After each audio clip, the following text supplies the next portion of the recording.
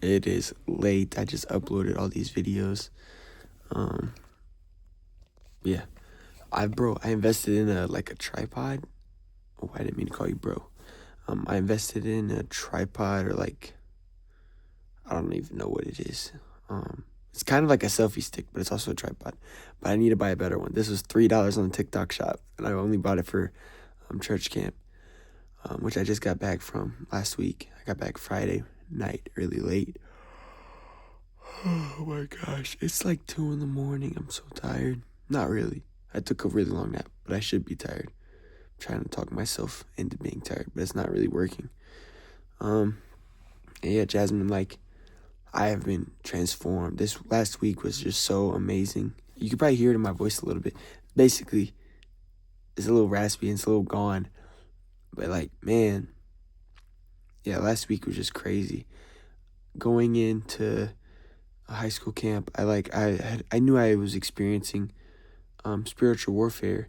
I'm pretty sure I wrote that to you because it doesn't make sense that I'm praying for this guy one night and literally the next day my car's getting totaled. That's not normal. I feel like, yeah, and all week,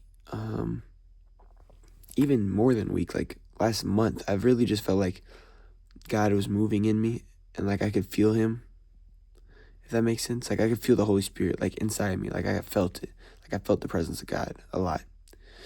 And Sunday night, the day before or the night before I was leaving for camp, actually really all Sunday, I just felt like God was not there. Not even not there, but I don't know how, it felt like He was watching me from afar, if that makes sense.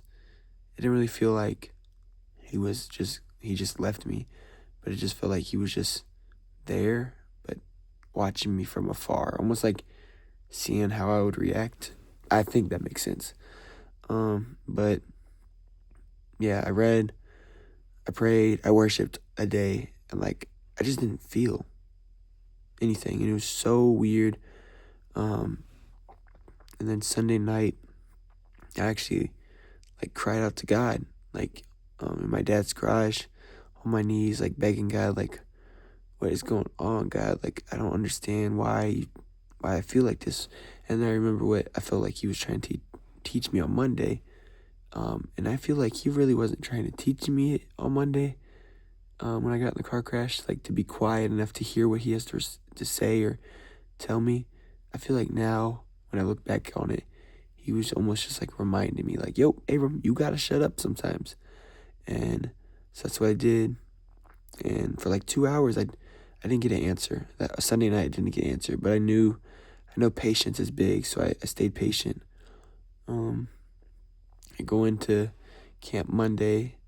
I feel like it was a little hard to receive what I could have fully received through sermons and worship, and I think my mind was just still stuck on Sunday night.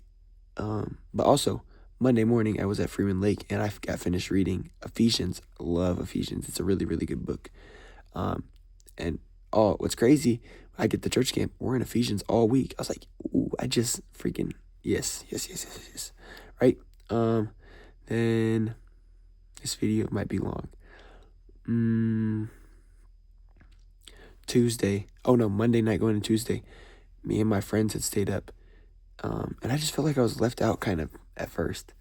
And I wrote it down. I wrote it down in my journal, my notebook or whatever, this prayer. And I feel like God answered that prayer. I felt like I was not fitting into my group. Oh my goodness. Or making connections with my group. But at the end of the week, those are my brothers now. I had some amazing deep conversations. I told them stuff I would have never thought I would have told anybody. And same for them. They told me stuff that they would have never thought they would have told anybody either. And it was just a great, great, great week and great conversations, great relations build up. So yeah, Tuesday, I felt like during one of our worships, I felt like I needed to worship on my knees. So that's what I did. I felt like I kept hearing just get down, just get down. That's what I, not even hearing, but those were the words in my head. So I got down on my knees, started praying, started worshiping, begging God, why don't, like, God, just help me. What's next? Because prior to camp, a couple weeks prior, me and my mom had this conversation about getting rebaptized, and like, it's kind of a hard topic because like you don't really know the answer. I feel like because I made the public declaration that I'm dedicating my life to Jesus when I was little, but did my heart really say that? But now, if my heart really does say that, I've already been in the water, so do I really have to make that declaration again? So like, I don't know. It's just confusing to me. Um, and I didn't really want someone to tell me what to do. Like, oh yeah, it sounds like you should get in the water. But like, no, I just wanted to know, and I didn't know. Um, so yeah, Tuesday I'm worshiping on my knees. I'm asking God like, what's next? What's next? Like I'm confused, God. I just felt you. Why don't I feel you no more? I didn't get an answer again, but like I still know patience is huge. So I stayed patient and I prayed. I had an amazing conversation with my leaders that day, an amazing conversation with my group. I stayed up till like 4 in the morning. Me and this random kid from Central, Tyler Budlove. We just like, I think it was Tuesday. Yeah, I'm pretty sure it was. We just had this crazy conversation and just like, we just couldn't stop. And then we realized it was like 2 or 3 in the morning. And we're like, bro, we got to shower. Um, but then Wednesday, I feel like I was really receiving what he had in store for me that day. And it was crazy. Our last sermon of the night, like our late night session, Reed Milliken, my old E-Town student leader, he was preaching about like kind of giving your life to Christ. That's kind of what his message was about. And they had these bells afterwards for like for anyone who wanted to make the decision right then and there to dedicate your life to Christ and like take the next steps for baptism. And like one of my friends had went up there and I was like super happy for him. And then we just kept worshiping. And I felt like I needed to get to my knees again. So that's what I did. I'm praying like, God, what is next? Like, help me, God. I'm so confused. Ease this confusion. And like the night before, they had talked about God's love and how it's so hard to explain God's love. It's something you kind of really just experience. And when you experience it, it's not like you're experiencing all of God's love, because that would be insane if God allowed you to, like, just all of his love is crazy. But like even just a glimpse of God's love is like such a surreal moment. But so I'm praying to God, like, allow me to have that experience, like that undeniable experience where like, yes, God, like no doubt in my mind, that was you. Like there's no way out of it. There's no way bargaining about it or like trying to, I don't know what the word is. I'm too tired. But I get up, I'm worshiping, and like, I don't know, I just went and talked to my leader, Blake. I gave him a little rundown how I was feeling, how I was confused. I didn't know what was next. And oh my gosh, bro, he started praying for me. I don't even remember what he was praying for me. I couldn't hear him. My ears, like, I don't know, just cut off the sound. And like, I just knew right then in my heart, like, getting rebaptized was the next step. Like, no doubt in my mind. I started crying like I've genuinely never cried before, and it was so insane. I didn't even cry that hard when I was holding my grandpa's hand, and like he took his last breaths, yeah. And that was just so crazy to me. And I just felt like so many hands were on me, and they're all praying for me, and I was literally crying like a little baby, but like it was so beautiful. And my knees were so heavy, and I had to walk up these bleachers to go up to this bell to like ring it. And if the handrails literally weren't there, I would have had to crawl up those bleachers because my knees I couldn't walk, and I was just crying so hard I literally couldn't walk. I was so overwhelmed by his love. And I get up there to this bell, and I'm leaning on it's like kind of a ladder. It was like a triangle. Imagine a triangle with a flat spot on top. That's where the bell is. And I'm like hands on the ladder, whatever. And my leader prayed for me, and then he told me to repeat after him. He's like, I was dead to my sins, but now through Christ, I am alive. And that was a Romans verse. I have to find it.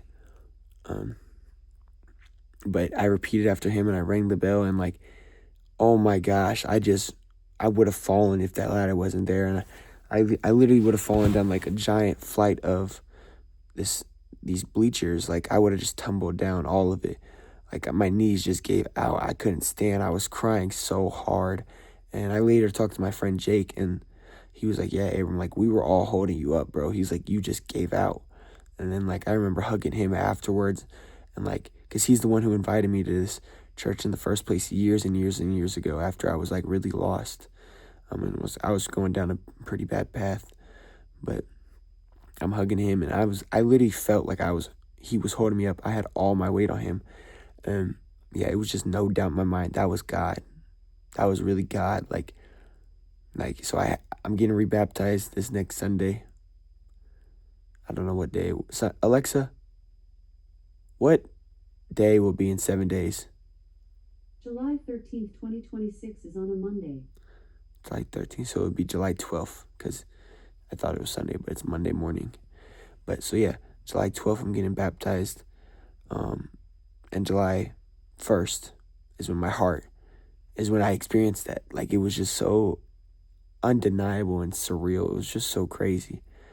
And I had a great rest of the week. I stayed up. I preached to some of my dudes, like, really late at night, and I just felt like it was great. Me and Tyler Budlove, I gotta hang out with them more. But, yeah, we were, like, preaching this, about, like, addictions, and, like, he threw me a lob. I caught it, East Bait, and just, like, it was just great. But, yeah, so I hope you had a great week at church camp. I went to your church this morning. Well, yesterday morning.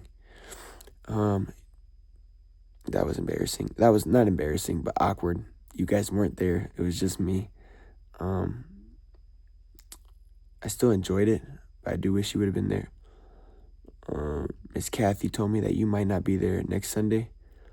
So I think I would really like to invite you and your grandma to my baptism, and anybody who wants to come from your family, Jacob and your dad, if he would like to come, your mom, anybody, next Sunday at Southeast at my church, because you really have helped me, Jasmine. As much as like we don't see each other that much, you have inspired me in my faith a lot, and you've helped me grow so much. Even when we were at school, like helping me with those questions and telling me these stories, like it's just, you don't know it, but you've helped me a lot, and I thank you a lot. So yeah, Jasmine, I love you so much. It's late, and this is now a 13-minute video, which I didn't mean for it to be that long.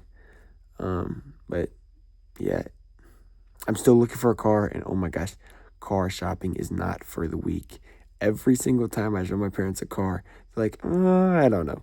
I'm like, bro, like I need a car. Also, it's Monday right now. I should be asleep. But Tuesday, I start my new job.